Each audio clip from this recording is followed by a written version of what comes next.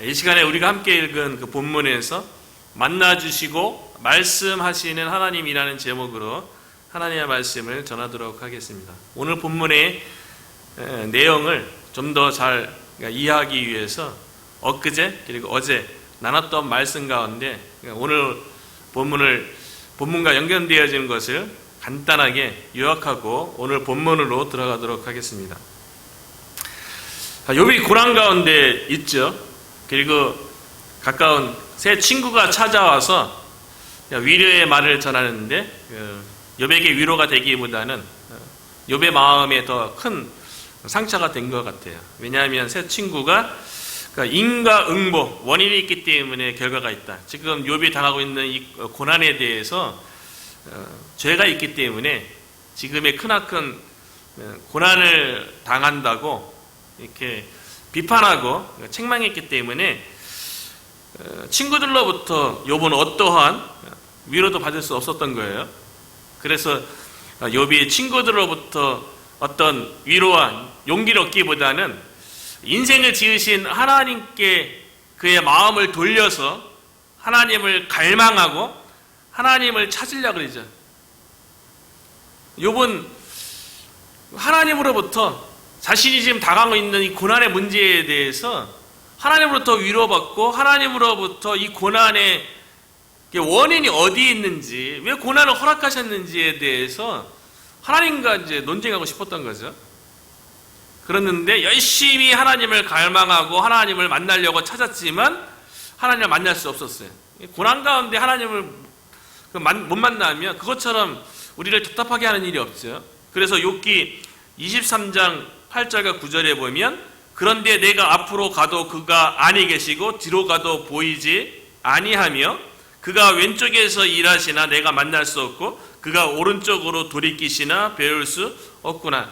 그러니까 욥의 신앙 고백 가운데는 하나님은 살아계시고 함께 계시고 내 주변에서 일하고 계시는데 자기가 직접 겪는 그 고난으로 인해서 하나님을 직접 대면에서 보고 싶은데 그 고난에 대한 직접적인 얘기를 듣고 싶은데 볼 수 없다고 얘기하는 거죠. 그런데 주변에 있는 친구들은 위로하러 와서는 자신에 대해서 자꾸 정죄하고 책망하고 그러니까 욥이 참 친구들의 그 정죄와 비난 가운데 마음도 상할 뿐만 아니라 많은 눈물을 흘렸을 거예요. 왜 이런 고난을 당하고 왜 주변 사람들로부터 왜 이런 얘기를 들어야 되는가. 그래서 엊그저께 시편에 이제 말씀을 가지고 욥의 그 마음의 고백과도 같은 시편 42편에 보면 하나님이여 사슴이 시냇물을 찾기에 갈급한 같이 내 영혼이 주를 찾기에 갈급하나이다. 시편자도 하나님을 갈망해요. 열심히 하나님을 찾아요. 그 이유에 대해서 2절 3절에 보면 내 영혼이 하나님 곧 살아계신 하나님을 갈망하나니 내가 어느 때에 나아가서 하나님의 얼굴을 배울까. 사람들이 종일 내게 하는 말이 내 하나님이 어디 있느냐 하오니 내 눈물이 주야로 내 음식이 되었도다. 시편 42편의 저자도 참 하나님을 잘 믿고 하나님을 잘 섬겼던 것 같아요. 그래서 삶 가운데 고난이 있었던 것 같아요. 어려움을 겪고 있었던 것 같아요. 힘든 일을 지금 겪고 있는 것 같아요. 그러니까 주변 사람들이 시편 저자에게 뭐라고 얘기했냐면 너 신앙생활 잘했잖아. 너 하나님 잘 믿었잖아. 하나님을 위해서 열심히 살아오고 그랬으면 그 살아계신 하나님께서 너의 인생 가운데 축복을 주셔야지. 너가 하나님 잘 믿었다는 그 증거를 너의 삶 속에서 드러나야지. 그런데 너 어떻게 하나님 잘 섬긴다고 하면서 너의 지금 모습을 보니까 오히려 하나님의 축복이 아니라 하나님의 저주 가운데 있는 너의 모습을 보라고 주변에서 자꾸 그러는 거예요. 너 하나님 믿는다면서 너의 하나님 어딨냐고. 너 고난 가운데 하나님께서 뭐하고 계시냐고. 그래서 시편 저자가 주야로 눈물로 그 눈물이 음식이 될 정도로 그렇게 하나님을 이제 갈망하는 이 모습이 욥도 마찬가지죠. 새 친구가 돌아가면서 이렇게 위로한답시고 계속 정죄하고 비난하고 책망하는데 그 얼마나 마음이 아팠겠어요. 계속 이제 욥이 고난 가운데 하나님을 찾는 거예요. 그러면서 욥이 어제 새벽에 나눈 말씀은 욥이 그래도 그 고난 가운데 참 욥기를 읽으면서 참 욥의 신앙이 귀하다고 느끼는 거는 뭐냐면 그렇게 그 고난을 감당하기에 참 벅찬 그런 고난이잖아요. 모든 재산을 다 잃었어요. 사랑하는 자녀 10명을 잃었어요. 그리고 건강을 잃었어요. 그런 상황 가운데 그래도 어떻게든 하나님 안에서 이 고난의 문제에 대해서 해결하려고 하나님을 끝까지 찾는 모습. 친구들도 3명을 친구들도 보니까 어찌 보면 이렇게 겉으로 보이는 거는 위로한답시고 비난하고 정죄하는 것 같은데 가만히 보면 그 배경 속에는 또 그래도 하나님에 대한 그 고백이 있는 걸 보면 어찌 보면 새 친구도 참 귀하다는 생각이 들고요. 욥은 더 귀하죠. 고난 가운데 끝까지 하나님에 대한 그 신뢰를 놓지 않는 이 모습이 너무 귀하다는 생각이 들어요. 오늘날 욥과 같은 고난을 겪게 된다면 그 하나님 앞에서 어떠한 모습으로 서게 되겠어요? 내가 감당할 수 없는 그 고난 가운데 하나님을 저버리거나 하나님을 떠나려고 하겠죠. 그런데 욥은 어떻게 합니까? 욥기 28장 28절에 보니까 그래도 자신의 고난 가운데 하나님의 지혜와 명철을 얻어서 자신의 고난에 대해서 이해하고 고난을 극복하려고 하는 그런 고백을 하잖아요. 또 사람에게 말씀하셨도다. 보라, 주를 경외함이 지혜요 악을 떠남이 명철이니라. 욥의 믿음이 참으로 귀한 거죠. 어떻게든 자신의 고난의 문제를 하나님과 씨름해서 해결하려고 하는 것, 이것이 복된 믿음인 줄로 믿습니다. 우리가 당하는 고난 가운데, 내가 직면한 문제 가운데 우리는 무엇과 씨름하려고 합니까?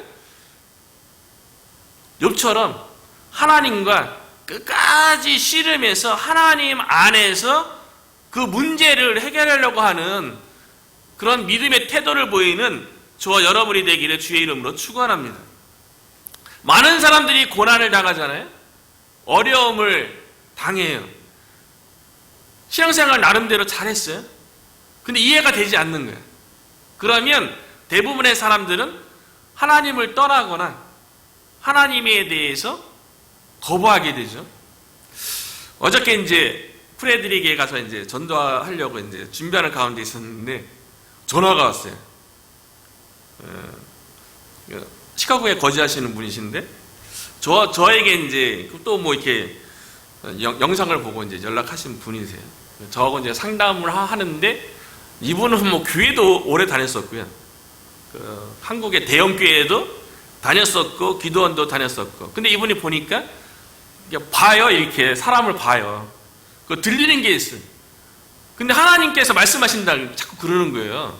교회도 다녔었고, 근데 배경을 보니까 또 이렇게 무속신앙도 같이 있어요. 교회도 다녔고, 그리고 뭐 또 이단도 또 갔었고. 그런데 이렇게 뭐 기도원에 가서 이렇게 기도하고 막 그러는데 그 기도원에 있는 원장님께서 그분에게 뭐라고 했냐면 그 예언 기도를 해줬대요. 당신에게는 능력이 있다는 거예요. 예언할 수 있고 병 고치는 당신에게 은사가 있다고 그렇게 얘기해 줬다는 거예요. 그리고 지금도 이렇게 뭐 간병인 그런 일을 하는데 자기가 이렇게 안마하고 손을 닿으면 그러면 그 사람이 낫는다는 거예요. 본인 말로는요. 그런데 본인의 인생 가운데 미국 남편하고 이제 결혼하고 딸을 하나를 낳았는데 남편한테 구타당하고 남편한테 이제 많이 이렇게 고난을 당하고 이혼당하고 그리고 거기다가 이제 난소암이 걸려갖고 막 이렇게 치료를 받아야 되냐 말아야 되냐 막 고민하면서 근데 또 하나님께서 본인에게 말씀한다는 거예요. 제가 들어보니까 하나님의 음성이 아닌 거예요. 내가 사탄의 음성이라는 거예요. 본인 말 이민자들의 살아온 이야기는 뭐 책을 다 뭐 몇 권을 쓸 정도로 온갖 다 역경이 다 있는 거 아니겠어요? 혼자 그렇게 그냥 말을 하는 거예요. 근데 중간에 이렇게 기도하면서 듣다 보니까 이렇게 하면 계속 이야기, 본인 그동안에 겪었던 집안 얘기부터, 할아버지 때부터, 부모 때부터 시작해서 남편 얘기해갖고 딸 얘기, 자기 건강, 계속 그냥 본인 얘기만 하는 거예요. 이거 이렇게 영적인 거구나, 이게. 그러니까 중간에서 딱 끊고서 저의 말을 들으라고. 그리고 딱 하나님께서 지혜 주신 게 뭐니까 교회도 뭐 열심히 섬기고 뭐 성경 지식도 많아요. 예수님이 누구냐 그러니까 예수님이 하나님의 아들이라고 얘기해요. 그런데 체험하고 이런 것들은 다 무속신앙적인 그런 거예요. 그래서 이제 하나님께서 딱 지혜 주신 게 뭐냐면 내가 이제 복음을 전해야겠다. 그러니까 딱 복음을 딱 전하려니까 자기는 복음도 많이 들어봤고 영적 기도도 여러 번 해봤다는 거예요. 그래서 아니라고. 다시 내가 예수님에 대해서 얘기할 테니까 먼저 듣고 그때 가서 결단하라고. 그리고 이제 예수님에 대해서 이제 복음에 대해서 쭉 얘기하고 간단하게 얘기하고 영적 기도 하려니까 여러 번 했다는 거예요. 아니라고. 지금 하나님께서 마음을 알고 계시고 예수 그리스도가 그분의 마음의 주인으로 계시다면, 왕으로 계시다면 그와 같은 일들이 벌어질 수가 없는 거예요. 그래서 제가 생각한 거는 뭐냐면 이분의 마음속에 복음이 들어가고 십자가의 은혜가 있으면 그분의 생각이라든가 뭔가 이렇게 바뀌는 거지, 제가 뭐 상담하고 들어준다고 해서 이분이 변화될 것 같거나 그러지 않은 거예요. 그래서 이제 영적 기도를 따라하니까 막 따라하면서 눈물을 계속 흘리면서 결국 영적 기도를 했어요. 그리고 제가 딱 기도를 해준 다음에 그 다음 주까지 생각해 보시고 제가 예수 그리스도에 대해서 복음에 대해서 얘기할 건데 저한테 아무리 과거에 대해 상처받은 거 아픔에 대해서 얘기해봤자 저가 들어준다고 해서 그 문제가 해결되거나 나아지는 거 아무것도 없다고. 예수님에 대해서 그 말씀에 대해서 제가 이제 나눠줄 테니까 그 복음이 역사하고 말씀이 역사해야지 뭔가 삶의 변화가 있고 삶의 해답을 얻는 거죠. 그래서 어제 하면서 그리고 이제 프레드 갔다 오면서 많이 생각한 게 사람들과 만나면서 하면서 어느 중요한 시점에 반드시 복음을 전해서 내가 뭐 얘기 잘해주고 상담 잘해주고 뭐 위로에만 한다고 해서 사람에게 실질적으로 도움되거나 이런 게 아니겠구나. 복음을 전해서 복음이 역사하고 말씀을 전해서 말씀이 역사하도록 해야겠다는 그런 이제 깨달음을 딱 얻었어요. 다음 주에 이제 봐야지. 내가 이제 예수님에 대해서 계속 전할 텐데 그분의 이제 믿음의 결단이 본인을 낳게 하고 뭐 자살도 생각하고 막 그런데요. 그래서 그런 거 다 없어질 거라고 제가 딱 얘기해 줬는데 다음 주 한번 봐봐야죠. 시간 줄이고 제가 이제 주도적으로 다음 주부터 이제 복음에 대해서 이야기할 생각을 하는데요. 사람들은 자기가 당하고 고난당하는 것에 대해서 그분이 막 그런 얘기하는 거예요. 내가 부모님으로부터 받았던 그 힘든 거, 나 하나님 잘 믿었었는데 그 남편한테 받았던 그 고난들, 그 누가 보상해 주냐고 저한테 막 그러는 거예요. 하나님을 못 만났기 때문에 그런 거죠. 그래서 이제 많은 사람들이요 고난을 당하면 하나님을 떠나죠. 그래서 하나님을 믿는다는데, 예수를 믿는다는데 교회 안 다닌 지 몇 년 된 거예요. 그런데 욥은 어떻습니까? 어제 제가 만난 그분보다도 더 큰 고난을 당함에도 불구하고 하나님 안에서 해결하려고 하잖아요. 하나님과 씨름하잖아요. 그리고 또 욥이 그렇게 하나님 앞에 지혜를 구하고 명철을 구하는 가운데 이 모든 과정을 젊은 엘리후가 다 들은 거예요. 새 친구가 이야기한 것도 듣고 욥이 또 자기 스스로 의롭다고 또 이렇게 반박하는 이런 얘기를 젊은 엘리후가 다 들은 다음에요. 새 친구도 비판하고 욥도 비판하는 거예요. 욥에 대해서는 너 교만하지 말고 겸손하라고 얘기하고 새 친구에 대해서는 너희들의 그 논쟁하는 것도 옳지 않다고 다 비판하는 거예요. 이 엘리후가 그 욥과 새 친구에 대해서 비판하는 내용이, 논쟁하는 내용이 새 친구보다 더 많아요. 욥기 32장부터 37장까지 몇 장입니까? 거의 6장에 걸쳐서 엘리야가 일방적으로 논쟁하는 가운데 하나님께서 급하게 끼어드세요. 그러니까 욥 자신도 욥의 고난에 대해서 정확하게 이해할 수 없고 해결할 능력도 없죠. 욥의 세 친구도 마찬가지예요. 엘리야도, 젊은 엘리야도 마찬가지예요. 인간의 지혜와 지식 가지고 욥에게 주어진 고난에 대해서 바르게 설명해 줄 사람은 이 세상에는 아무것도 없는 거예요. 세상의 지식과 지혜 가지고 하나님께서 행하신 일을 어떤 누구도 정확하게 말할 수 있는 사람이 없는 거예요. 그러니까 하나님께서 개입하시죠.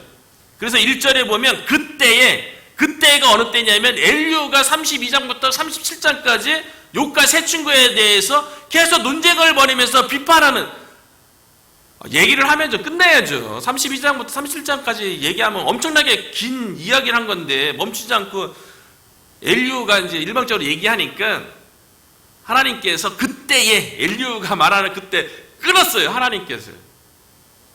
그리고 여호와께서 폭풍우 가운데서 욥에게 말씀하여 이르시되,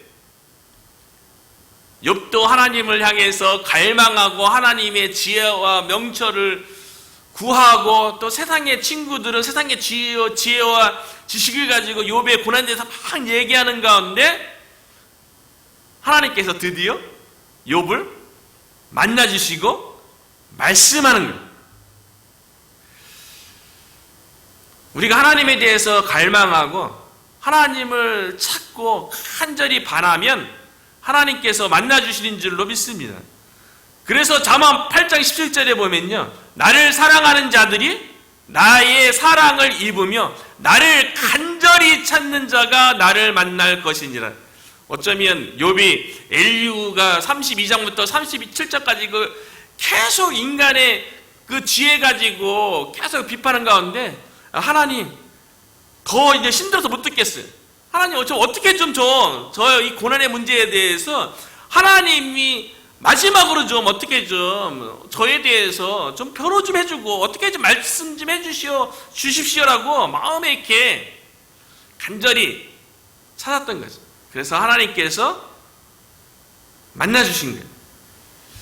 하나님은 우리의 고난 가운데 외면하시거나 결코 침묵하시는 분이 아니라는 거예요. 고난 가운데 하나님을 간절히 찾으면 하나님께서 만나주시는데요. 예레미야 선지자도요, 29장 12절 13절에 보면 너희가 내게 부르짖으며 내게 와서 기도하면 내가 너희들의 기도를 들을 것이요 너희가 온 마음으로 나를 구하면 나를 찾을 것이요 나를 만나리라. 예레미야 선지자가 하나님의 백성인 유다 왕국이 바벨론에서 멸망하는 그 고난 가운데 하나님에 대해서 갈망하고 하나님을 구하고 하나님께 찾고 하나님께 부르짖으면 하나님께서 만나주신다는 거 아니에요? 그 고난 가운데요. 우리가 이 특별 새벽 기도를 통하여서 우리가 바라는 게 또 뭡니까?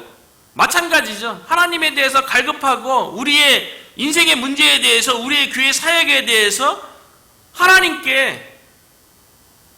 하나님을 만나서 하나님의 그 지혜와 명철을 듣고자 하나님의 그 뜻을 발견하고자 우리가 이 시간을 갖는 거 아닙니까? 우리가 전심으로 하나님을 찾으면 이 시간을 통해서 하나님께서 우리를 만나주시고 우리를 향하신 하나님의 지혜와 뜻이 무엇인지 우리로 하여금 깨닫게 하실 줄로 믿습니다. 하나님께서 욥을 폭풍우 가운데 만나주시는 거예요. 하나님의 그 권능과 위엄 가운데 하나님께서 요셉을 만나주신 거죠. 드디어 이제 욥이 이제 하나님을 만났어요. 그러면 욥의 마음속에 가장 하나님께 처음으로 묻고 싶은 말이 뭐겠어요? 그렇게 욥이 고난 가운데 하나님을 간절히 찾고 만나고 그랬던 마음을 가졌던 것은 욥이 지금 당하고 있는 이 고난에 대해서 좀 알고 싶었던 거 아니에요? 왜 까닭 없이 지금 고난을 당하고 있는지, 왜 하나님 앞에서 정직하고 온전하고 순결해서 악에서 떠난 사람이라고 의롭다고 칭찬받는 왜 욥이 고난을 당해야 되는지, 하나님 왜 내가 이렇게 고난을 당해야 돼요? 이 질문을 하고 싶었던 거 아니에요? 욥의 이 질문은 모든 사람의 질문이기도 하기도 하죠. 저 여러분의 질문이기도 하죠. 모든 인생 가운데 고난이라든가 고통이 없고 인생 가운데 역경이라든가 힘들고 어려운 일을 만나지 않는 사람이 어디 있겠어요? 다 누구나 인생에 고통이 있고 어려움이 있고 다 고난이 있는데, 궁극적으로 인간은 그 고난에 대해서, 왜 그런 고난이 주어졌는지에 대해서 알고 싶은 거죠. 하나님을 만난 요셉도 자신이 왜 고난을 당하는지 궁금하고요. 우리가 하나님은 창조주고 전능하시고 선하신 분이라고 얘기하는데, 그런 하나님은 우리가 다 믿는다고 얘기하는데, 그럼에도 불구하고 우리 주변에 이해되지 않는 많은 일들 가운데 하나님은 뭐하고 계시지? 하나님은 왜 저런 고통과 고난을 허락하셨지? 그렇게 질문하는 것들이 얼마나 우리 주변에 많이 있습니까? 욥이 하나님에 대해서 자신의 고난의 이유, 원인, 목적, 이런 것에 대해서 하나님에 대해서 묻고 싶었어요. 그런데 하나님께서 욥에게 첫 번째 질문이 뭐냐면 2절에 보니까요, 무지한 말로 생각을 어둡게 하는 자가 누구냐. 욥에게 직접 하신 말씀이에요. 욥은 하나님 만나면 하나님에게 자신이 당하는 고난에 대해서 질문하고 딱 싶었는데, 하나님께서 욥에게 첫 번째 하신 질문은 뭐냐면 무지한 말로 생각을 어둡게 하는 자가 누구냐. 좀 이렇게 이해하는데 좀 어렵기도 해서 이해하기 쉽게 하기 위해서 다른 번역을 한번 참고해 봤어요. 새 번역이라는 성경이 있어요. 거기에서는 어떻게 번역을 했냐면, 내가 누구이기에 무지하고 헛된 말로 내 지혜를 의심하느냐. 하나님의 지혜로 모든 일들이 이루어지는데 욥이 왜 자신의 무지하고 헛된 말로 하나님께서 지혜로 행하신 일에 대해서 의심하냐는 거예요.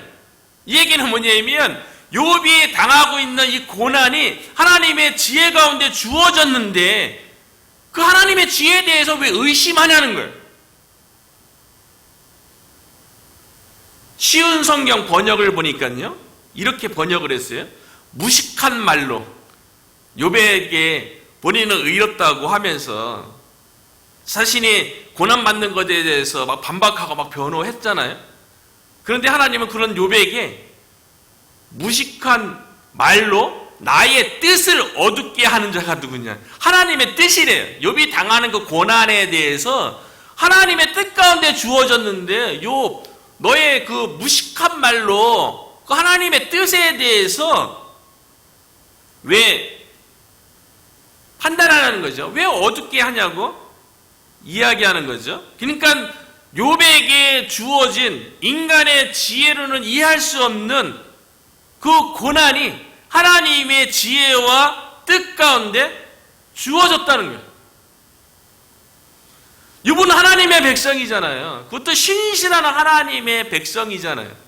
욥에게 주어진 그 고난은 하나님께서 지혜 가운데 하나님의 뜻 가운데 주어졌다는 거예요. 그런데 어떻게 욥이 그 신실함에도 불구하고 하나님께서 보시기에는 무식하고 무지한 말로 그거를 자꾸 하나님께서 행하신 일을 자꾸만 의심하고 왜 어둡게 하냐고 하나님께서 욥에게 말씀하시는 거죠. 욥은 좀 억울했던 것 같아요. 나는 하나님 앞에 죄 지은 것도 없고 나는 하나님께서 보시기에 기뻐하지 않는 행동을 한 것이 없는데 왜 이렇게 고난이 주어지는가 좀 이렇게 하소연하고 싶었던 거죠. 그런데 하나님의 행하시는 일에 대해서 그 하나님의 지혜와 뜻에 대해서 우리가 전부 다 깨달을 수 없다는 거예요. 그런데 분명한 것은 하나님은 하나님의 백성에 대해서 하나님이 사랑하시는 자녀에게 허락하신 일에 있어서는 하나님께서 우리를 골탕 먹이게 하려고 고난을 주거나 우리를 힘들게 하려고 고난을 준 것이 아니라 우리를 향하신 놀라운 축복이 있기 때문에 고난과 어려움을 주신다는 거예요. 그래서 마태복음 10장 29절부터 31절에 보면 참새 2마리가 한 아시론에 팔리지 않느냐.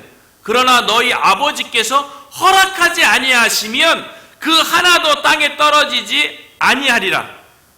참새는 하찮은 새죠. 가치 없는 새예요. 그럼에도 불구하고 참새 한 마리가 땅에 떨어지는 것도 하나님 아버지께서 허락하지 아니하시면 떨어지지 않는다는 거예요. 너희에게는 머리털까지 다 세신 바 되었나니.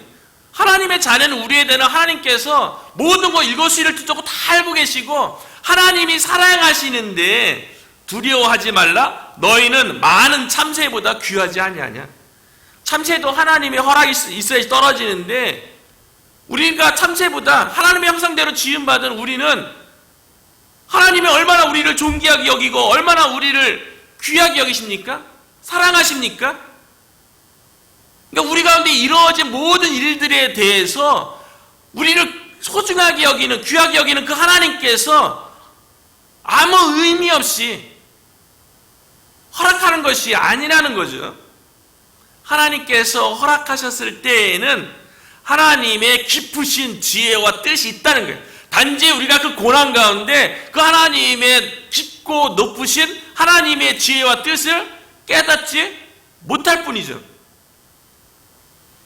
그런데 사람은 그 고난에 대해서 자꾸만 원인과 이유에 대해서 자꾸만 알려고 하고 자꾸 판단하고 그런다는 거죠. 그래서 요한복음 9장에도 보면 예수님께서 길을 가시다가 날 때부터 맹인된 사람을 만났을 적에 예수님을 믿고 따라다니는 제자들조차요, 그 맹인에 대해서 뭐라고 얘기하냐면 부모의 죄로 인한 것입니까? 아니면 그 사람의 죄로 인한 것입니까? 그렇게 물어보는 거예요. 태어날 때부터 앞을 못 보는 그 사람이 얼마나 큰 고통 가운데 인생을 살아왔겠어요.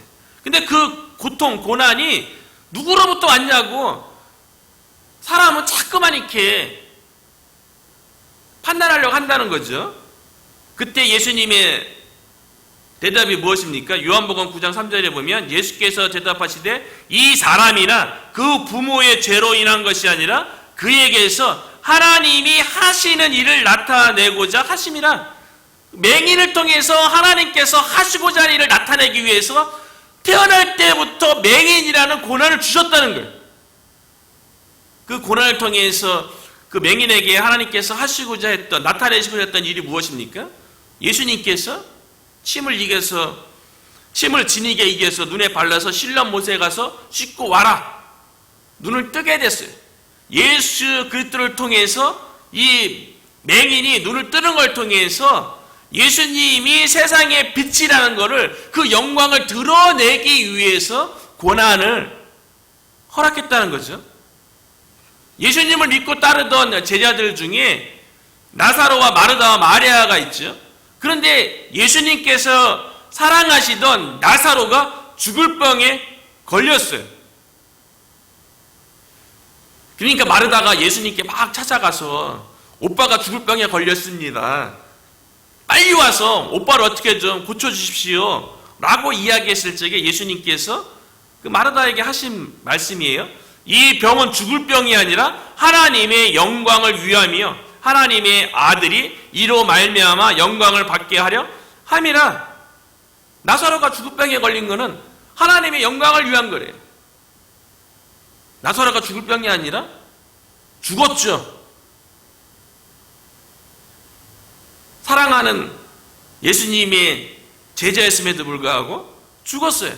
그 죽은 그 일을, 고난을 통해서 마르다와 마리아는 큰 슬픔과 고통을 겪게 되었죠. 그런데 오라버니 나사로가 죽은 것을 통해서 예수님께서 나사로야 나와라 다시 살려주는 걸 통해서 예수님께서 십자가 못 박혀 죽으시고 3일 만에 부활할 것에 대한 영광을 나사로와 그의 형제들에게 보여줬던 거죠. 고난을 당하면 고난의 그 순간에는 하나님의 그 무엇을 위한 영광인지, 그 무엇을 위한 뜻인지 그 고난의 순간에는 우리는 모르죠. 그 지나고 보면 그 고난 가운데 하나님의 놀라운 축복이 있었다는 것을, 하나님의 영광을 위한 일이라는 것을 나중에 깨닫게 되는 거죠. 그렇기 때문에 고난 가운데 끝까지 하나님 바라보고 의지하는 게 중요하다는 거예요. 그래서 하나님께서 욥에게 계속 70가지의 질문을 던집니다. 욥은 고난이 왜 나에게 주어졌는지 이 대답을 듣고 싶은데 하나님은 그 대답을 들려주시는 것이 아니라 하나님의 지혜와 하나님의 뜻이 얼마나 깊고 얼마나 높은지 인간의 지혜와 지식과 경험으로 도달할 수 없다는 것을 보여주기 위해서 70가지의 질문을 계속 던지는 거예요. 그래서 4절부터 6절에 보면 내가 땅에 기초를 놓을 때에 내가 어디 있었느냐, 내가 깨달아 알았거든 말할지어다. 하나님께서 천지창조할 적에 기초 놓을 적에 그것에 욥이 있었습니까? 그것을 보았습니까? 땅에 기초가 놓여질 적에 그것이 어떠한 이치와 어떠한 방법으로 되어지는지 욥이 알 수 있습니까? 모르죠. 누가 그것의 도량법을 정하였는지, 누가 그 줄을 그것의 위에 띄었는지 내가 아느냐? 그것의 주추는 무엇 위에 세웠으며 그 모퉁이 돌을 누가 놓았느냐? 하나님께서 천지창조 가운데 하신 일들에 대해서 욥이 알 수 있는 거 아무것도 없어요. 우리가 읽은 본문 가운데 8절에도 보면요, 바다가 그 모태에서 터져 나올 때 문으로 그것을 가둔 자가 누구냐? 내가 너의 날에 아침에게 명령하였느냐? 새벽에게 그 자리를 일러 주었느냐? 16절에는 내가 바다의 샘에 들어갔었느냐? 깊은 물 밑으로 걸어 다녀 보았느냐? 18절에도 보면요, 땅의 너비를 내가 측량할 수 있느냐? 내가 그 모든 것들을 다 알거든 말할지니라. 하나님의 천지 창조 사역 가운데 욥이 알 수 있는 거 뭐 있습니까? 사물의 이치, 사물이 형성되어지고 운영되어지는 그 원인, 이유, 방법, 욥뿐만 아니라 오늘날 우리들도 그 모든 것들을 다 설명할 수 있는 사람이 누가 있겠어요? 하물며 하나님의 형상대로 지음받은 인생 가운데 하나님께서 행하신 일들 가운데 우리가 얼마나 깨달아 알 수 있냐는 거죠. 욥에게 주어진 고난에 대해서 욥이 얼마나 깨달아 알 수 있냐는 거죠. 욥이 천지창조에 대해서 여러 가지 70가지의 질문을 들었지만 하나도 대답할 수 없는 거예요. 저와 여러분도 하나도 대답할 수 없는 거예요. 그런데 이 구절들을 쭉 읽으면서요, 제가 생각난 다른 성경은 어디에 있냐면 하나님의 천지 창조 가운데 우리가 그 이치와 그 운영되어지는 모든 것들에 대해서 우리는 깨닫지 못해요.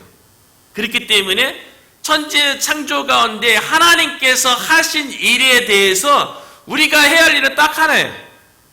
그것은 뭐냐면 하나님 앞에 감사하는 거예요. 그 천지 창조 가운데 그렇게 하나님께서 행하신 것은 하나님의 선하심과 인자하심이 있었던 거예요. 하나님의 선하심이 무엇입니까?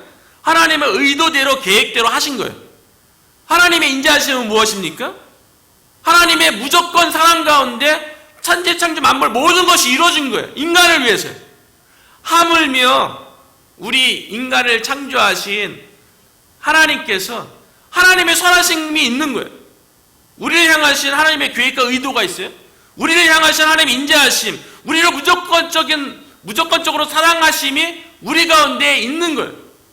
그렇기 때문에 시편 136편이 생각났는데요, 천지창조 가운데 시편 저자가 뭐라고 하겠냐면 지혜로 하늘을 지으신 이에게 감사하라. 그 인자하심이 영원함이로다. 땅을 물 위에 펴신 이에게 감사하라. 그 인자하심이 영원함이로다. 큰 빛들을 지으신 이에게 감사하라. 그 인자하심이 영원함이니라. 해로 낮을 주관하게 하신 이에게 감사하라. 그 인자하심이 영원함이로다. 달과 별들로 밤을 주관하신 이에게 감사하라. 그 인자하심이 영원함이로다. 우리가 읽은 본문에서는 천지창조 가운데 너 그거 설명할 수 있어? 욥에게 하나님께서 끊임없이 질문을 하는데 시편 136편에서는 하나님께 천지만물 창조하는 모든 가정 가운데 하나님께 감사라는 거예요. 그 가운데 하나님의 선하심과 인자하심이 있다는 거예요. 마찬가지로 욥의 인생 가운데 주어진 그 고난은요, 그 고난 가운데 하나님의 선하심과 인자심이 있다는 거예요. 하나님의 계획과 의도 가운데 주어진 거고 하나님이 사랑하시기 때문에 욥에게 주어졌다는 거예요. 그렇기 때문에 감사라는 거죠. 시편 130편 저자는요. 저와 여러분이 우리가 고난 가운데 때로는 우리가 이해할 수 없는 일들 가운데 욥처럼 갈망하고 하나님을 찾고 그러면 하나님께서 만나주실 것입니다. 하나님께서 우리를 만나주시는데 우리를 향하신 그 사랑 가운데 선하신 가운데 우리에게 주어진 모든 일들이 이루어짐을 주어졌음을 허락되어졌음을 이것을 우리는 하나님의 주권 하나님의 섭리라고 얘기하잖아요. 그 하나님의 주권과 섭리를 믿고 모든 일에 감사하는 저와 여러분이 되시기를 주님의 이름으로 축복합니다.